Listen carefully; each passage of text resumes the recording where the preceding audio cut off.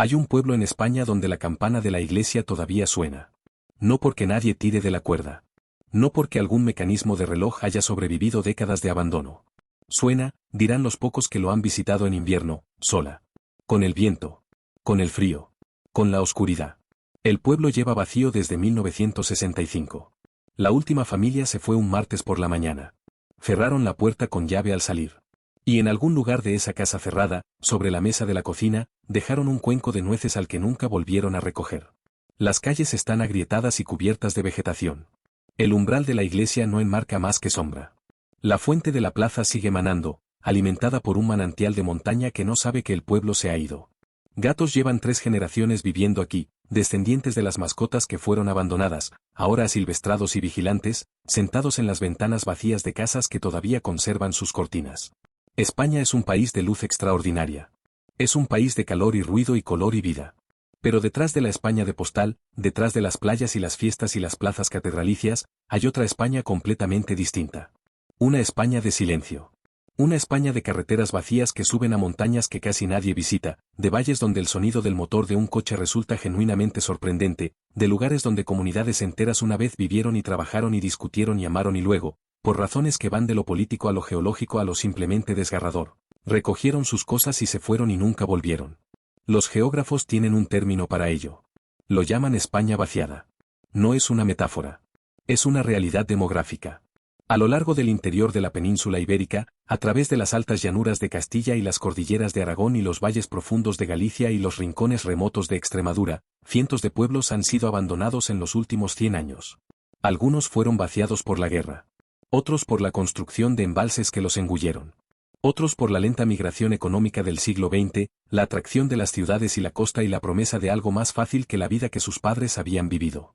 Y algunos fueron dejados atrás por fuerzas más extrañas que cualquiera de estas. Fuerzas que los propios aldeanos, cuando finalmente recogieron sus pertenencias y se marcharon andando, no podían nombrar del todo. En este vídeo vamos a adentrarnos en 5 de los pueblos más extraños, más atmosféricos y más completamente olvidados de toda España. Cada uno tiene una historia. Cada uno tiene una razón por la que fue abandonado. Algunas de esas razones están documentadas en los libros de historia. Otras viven solo en la memoria de los muy mayores, la última generación que era niña cuando se apagaron las luces. Y algunas de esas razones, si somos honestos, nunca han sido explicadas satisfactoriamente. Uno de estos pueblos fue inundado deliberadamente, su iglesia todavía visible bajo el agua en ciertos días. Uno fue abandonado tras un desastre tan repentino que la gente se fue sin casi nada. Uno fue vaciado por decreto de un dictador y sellado durante décadas. Uno carga con el peso de una maldición medieval sobre la que los lugareños todavía no se ríen. Y uno, el que guardamos para el final, está tan completamente aislado, tan absolutamente apartado del mundo, que no se descubrió que sus habitantes se habían ido hasta semanas después de que la última familia hubiera marchado. Empecemos en Aragón. Empecemos con el agua. El pueblo de Mediano se asienta, o más bien se asentaba, en el valle del río Cinca en la provincia de Huesca, en las estribaciones del Pirineo. Era un pueblo de piedra vieja, el tipo de construcción que adquiere el color del paisaje que lo rodea tan completamente que desde la distancia los edificios parecen brotar de la roca en lugar de haber sido construidos sobre ella. El valle era fértil. El río era generoso. Los habitantes de Mediano habían cultivado ese valle desde antes de que nadie pudiera recordarlo con fiabilidad, pasando los mismos campos de generación en generación con la particular tenacidad de las comunidades de montaña que entienden que la buena tierra, en un paisaje duro, no es algo de lo que se desprende uno fácilmente.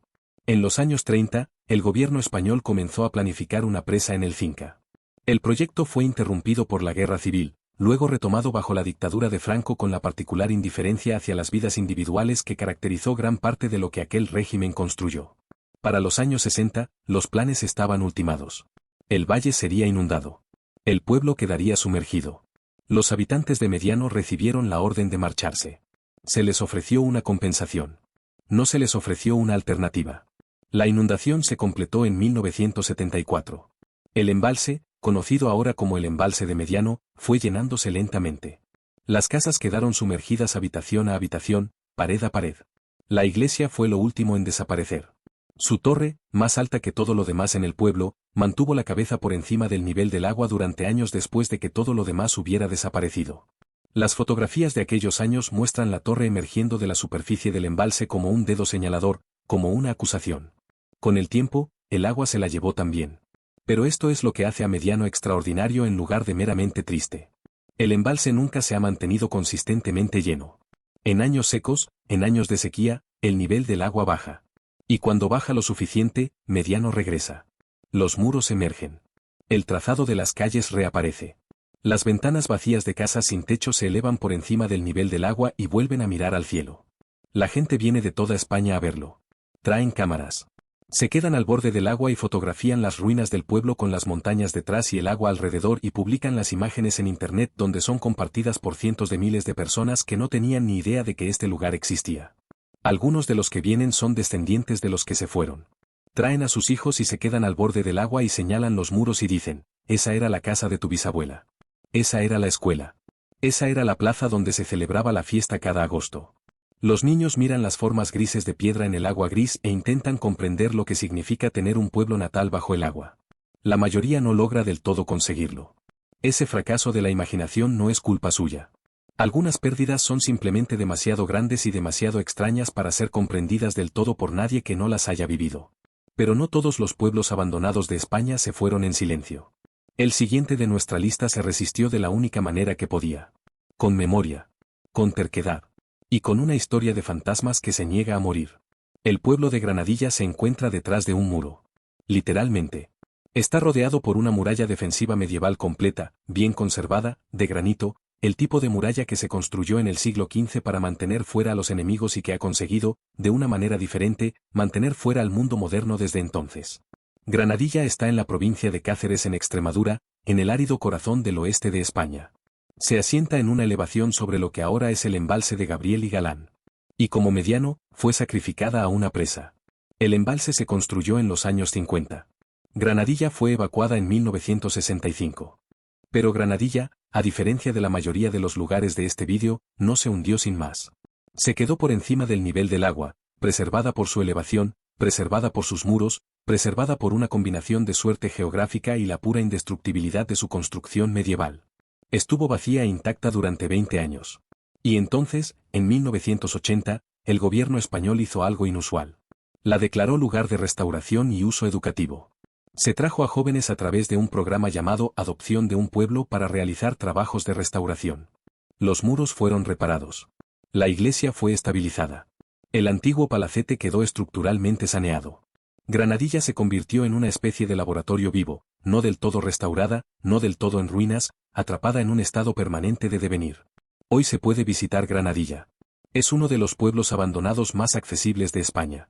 Pero la accesibilidad no le ha quitado su atmósfera. Cruzar la puerta de la muralla medieval sigue siendo una experiencia genuinamente impactante. Las calles interiores están vacías. Las casas son cáscaras sin techo, sus interiores abiertos al cielo. La iglesia se alza en el punto más alto del pueblo, y desde su umbral se puede ver el embalse abajo y las áridas colinas más allá y el enorme silencio de un paisaje del que casi todo lo humano ha sido eliminado.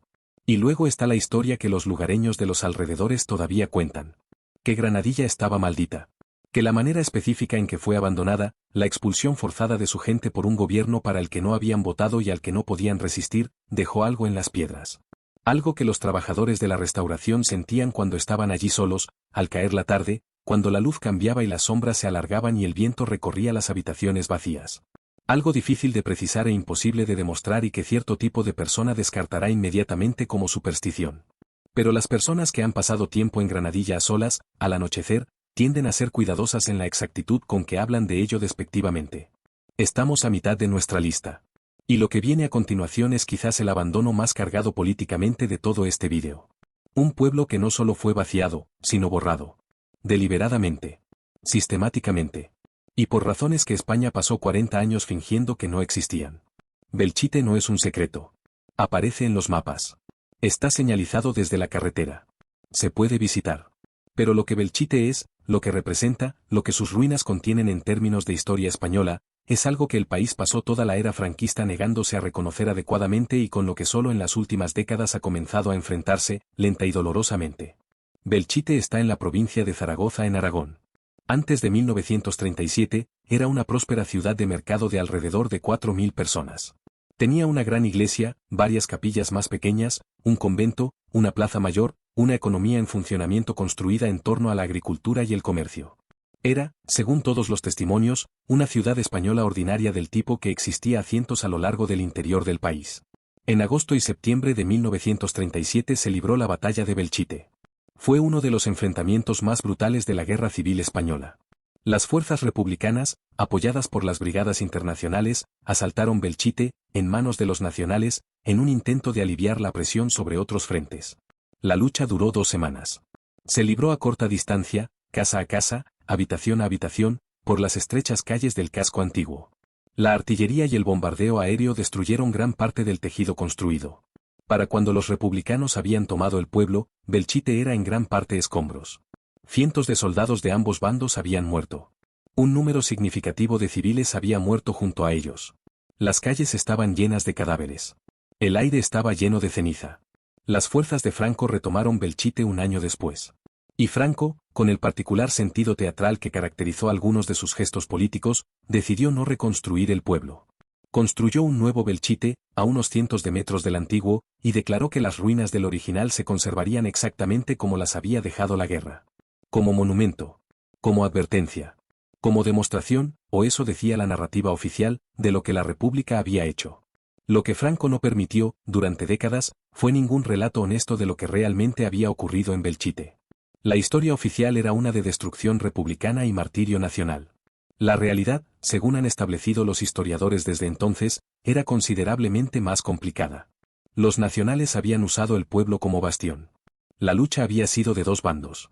La destrucción fue mutua. Pero bajo Franco, solo se permitía una versión. Y así Belchite permaneció en pie, preservado en su ruina, envuelto en una narrativa política que servía al régimen y silenciaba a los muertos más completamente que los escombros. Hoy, el viejo Belchite es uno de los lugares más extraordinarios de España. Las ruinas están intactas. Las calles son transitables. Los esqueletos de las iglesias se alzan contra el cielo. Los arcos rotos y los tejados derrumbados y los muros destrozados crean un paisaje que no se parece a nada más en el país. Las visitas guiadas llevan a los visitantes por las ruinas y cuentan la historia sin el filtro franquista. El nuevo pueblo adyacente continúa su vida ordinaria, a unos cientos de metros de este extraordinario desastre, sus habitantes viviendo junto a un monumento a un trauma que sus abuelos sobrevivieron y que España todavía está, lenta e imperfectamente, intentando comprender. Cuando caminas por el viejo Belchite al atardecer, cuando la luz es dorada y las sombras son largas y la piedra está cálida al tacto, estás caminando por los restos físicos de una herida que no ha sanado del todo. Los muros todavía tienen agujeros de bala. Los edificios todavía tienen las marcas de los incendios. Y en el silencio entre los arcos desmoronados, si estás suficientemente quieto, casi puedes escuchar algo que no es exactamente el viento. Pero no todos los pueblos abandonados de España fueron vaciados por la política o los embalses o las guerras. Algunos fueron dejados atrás por algo que se movió más lentamente, más silenciosamente, y en cierta manera más completamente que cualquiera de estos. El siguiente lugar de nuestra lista fue abandonado simplemente porque el mundo dejó de necesitarlo. Y la indiferencia del mundo, resulta, puede ser tan devastadora como cualquier desastre. El pueblo de Orbelte es una anomalía. Está en la provincia de Teruel en el sur de Aragón, que ya es de por sí una de las provincias más despobladas de Europa, una meseta de tierra seca y viento frío y pequeños pueblos separados por enormes distancias de nada en particular. Teruel lleva un siglo perdiendo gente. La frase que se ha convertido en grito de guerra de quienes se preocupan por la despoblación rural en España, Teruel existe, es en sí misma una respuesta a la sensación de que el resto del país simplemente ha olvidado que esta provincia existe. Orbelte fue abandonado en los años 60, como muchos pueblos de esta región, cuando el milagro económico de la España franquista comenzó a atraer a los trabajadores lejos de la agricultura y hacia las fábricas de Barcelona y Bilbao y Madrid. Los jóvenes se fueron primero. Luego las familias con hijos. Luego los que se habían quedado porque no tenían a dónde ir finalmente encontraron a dónde ir. A finales de los 60, Orbelte estaba vacío. Lo que hace diferente a Orbelte de los miles de otros pueblos que se vaciaron en este periodo es lo que ocurrió después. En los años 80, un grupo de personas decidió volver. No los residentes originales. No sus hijos. Extraños. Una comunidad de artistas y artesanos y personas que querían un tipo diferente de vida, el equivalente español de lo que en otros países se llamaría el movimiento de vuelta a la tierra. Restauraron las casas con sus propias manos.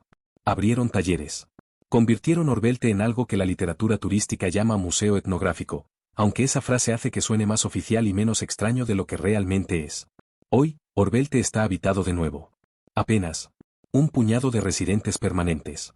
Algunos talleres que abren para visitantes. Un pequeño bar que sirve comida los fines de semana. Pero existe en el límite entre dos estados diferentes, parte pueblo vivo, parte monumento a lo que un pueblo vivo solía ser. Y las personas que viven allí, las que eligieron este particular confín del mundo, te dirán que el silencio no es vacío. Te dirán que el silencio es el punto. Que vinieron precisamente porque el resto de España había dejado de notar este lugar, y que pasar desapercibido, en un mundo que lo nota todo, es su propio tipo de regalo extraordinario. Aunque no todos los que visitaron Orbelte a lo largo de los años describirían el silencio como pacífico. Hay testimonios, y son suficientemente consistentes entre diferentes visitantes como para merecer ser anotados, de una sensación en ciertas partes del pueblo antiguo, particularmente en las calles en el extremo alejado de la zona restaurada, de ser observado. De movimiento entrevisto en el rabillo del ojo que se resuelve en nada cuando miras directamente. De puertas que definitivamente están cerradas cuando llegas a un edificio y están abiertas cuando lo dejas. Los residentes permanentes tienden a guardar silencio cuando se plantean estos testimonios. No con desdén. Con silencio. Como si la respuesta fuera algo con lo que han hecho las paces y que no quieren especialmente reabrir. Ahora llegamos al pueblo final. El más extraño. El que, incluso entre los lugares extraordinarios de esta lista, se distingue. Porque este pueblo no fue vaciado por un embalse ni por una guerra ni por un colapso económico ni por el decreto de un dictador. Fue vaciado por la propia montaña. Y la montaña, cuando decidió que había tenido suficiente del pueblo en sus laderas, no dio a sus habitantes mucho tiempo para discutir. Ainielle está en las altas estribaciones pirenaicas de Huesca. Para llegar hace falta dejar la carretera principal y subir por una pista que se deteriora constantemente a medida que trepa, pasando por una vegetación cada vez más escasa, a través de un paisaje que se siente cada vez menos como un lugar donde los humanos estuvieran destinados a sentirse cómodos. El pueblo se asienta en un cuenco entre las montañas, rodeado en tres lados por picos que bloquean la luz en invierno hasta un grado que resulta genuinamente opresivo. Las casas son de piedra. La iglesia es de piedra. La fuente es de piedra. Todo tiene el mismo color gris parduzco que la roca de las montañas que hay detrás. Ainielle estuvo habitado ininterrumpidamente durante siglos. Era un pueblo de pastores, un pueblo de trashumancia, una comunidad construida en torno al movimiento estacional del ganado entre los pastos de verano en las alturas y los pastos de invierno en las tierras bajas. La gente de Ainielle conocía cada camino de esas montañas. Conocía los patrones meteorológicos, las fuentes de agua, los lugares donde la nieve llegaba temprano y los lugares donde se derretía primero. Tenían una relación con ese paisaje tan íntima y tan acumulada a lo largo de tantas generaciones que constituía una forma de conocimiento que no puede escribirse y no puede enseñarse en ninguna aula. El pueblo comenzó a vaciarse en los años 60, cuando la economía de la trashumancia colapsó y la generación más joven descubrió que pastorear ovejas en el Pirineo en invierno no era, en realidad, una vida que competía favorablemente con las alternativas que ofrecían las ciudades. Para 1970, solo quedaba una familia. Un hombre llamado Angelín Ascaso y su familia aguantaron varios años más, manteniendo la última casa habitada en un pueblo que por lo demás había vuelto al silencio. Se fueron a principios de los años 80. Cuando se marcharon, Ainielle se convirtió en un pueblo fantasma en el sentido más completo. No quedaba nadie para cuidar los caminos. Nadie para quitar la nieve de los tejados. Nadie para mantener los canales de drenaje que impedían que el agua de la montaña corriera por las calles. La montaña, paciente e indiferente, comenzó a recuperar su territorio de la manera que siempre lo hacen las montañas. Lentamente. Pesadamente.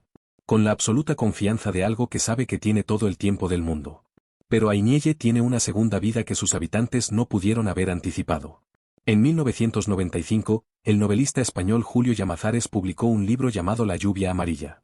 Está narrado por el último habitante superviviente de un pueblo en los Pirineos, un hombre que ve cómo su comunidad se vacía a su alrededor durante décadas y luego permanece solo en las montañas mientras el pueblo se derrumba. Se cree ampliamente que la novela está basada en Ainielle y en la historia de Angelín Ascaso, aunque Llamazares ha sido cuidadoso en cómo lo confirma directamente. La lluvia amarilla se convirtió en una de las novelas españolas más importantes de finales del siglo XX. Es un libro sobre el abandono y la memoria y la relación entre las comunidades humanas y los paisajes que habitan. Es también, inesperadamente para una novela sobre despoblación, genuinamente aterradora. La soledad del narrador va derivando, a lo largo del libro, hacia algo que se parece menos a la soledad y más a una visita de fantasmas. El pueblo que habita empieza a sentirse menos como un escenario y más como una presencia. Algo vivo y antiguo y profundamente disgustado con lo que le ha ocurrido. La gente viene a Ainielle ahora a causa de la novela. Suben por la pista y caminan entre las ruinas e intentan hacer coincidir lo que leyeron con lo que están viendo. Las casas están más derrumbadas que cuando Llamazares escribió, porque 30 inviernos adicionales de montaña han hecho su trabajo. El tejado de la iglesia está parcialmente hundido. La fuente sigue manando. Y el silencio allí, en el cuenco entre las montañas con los picos en 3 lados y el cielo encima y ninguna otra presencia humana a kilómetros en cualquier dirección, es el tipo de silencio que tiene textura. Peso. El tipo que te hace agudamente consciente de lo pequeño que eres y de lo brevemente que estarás aquí y de cómo las montañas estaban aquí antes que tú y estarán aquí después de ti y tienen opiniones, posiblemente, sobre la transitoriedad de las cosas que los seres humanos construyen en sus laderas. Es posible pasar una hora en Aiñelle y sentir, cuando vuelves a tu coche y bajas por la pista deteriorada hacia la carretera principal y el ruido del mundo, que has estado en algún lugar genuinamente otro. En algún lugar que existe en una frecuencia diferente al resto de tu experiencia. La sensación se desvanece a medida que aumenta la distancia. Pero no desaparece del todo. Se queda contigo de una manera difícil de explicar y más difícil aún de contar a alguien que no estuvo allí. Lugares como estos, los pueblos inundados y las ruinas marcadas por la batalla y los borrados políticos y las comunidades de montaña calladamente vaciadas, no son meras curiosidades históricas interesantes. No son simplemente fondos fotogénicos para fotografías atmosféricas o materia prima para la escritura de viajes. Son los restos físicos de vidas. De comunidades humanas específicas e insustituibles que existieron en lugares específicos por razones específicas y luego, por razones que van de lo grandioso e histórico a lo dolorosamente ordinario, dejaron de existir. España vaciada no es una frase cómoda. No está pensada para serlo. Describe un proceso que está en curso, que está sucediendo ahora mismo, que todavía está vaciando pueblos por el interior de España con la misma callada implacabilidad que vació los lugares de este vídeo hace décadas. Los jóvenes siguen marchándose. Los ancianos siguen muriendo.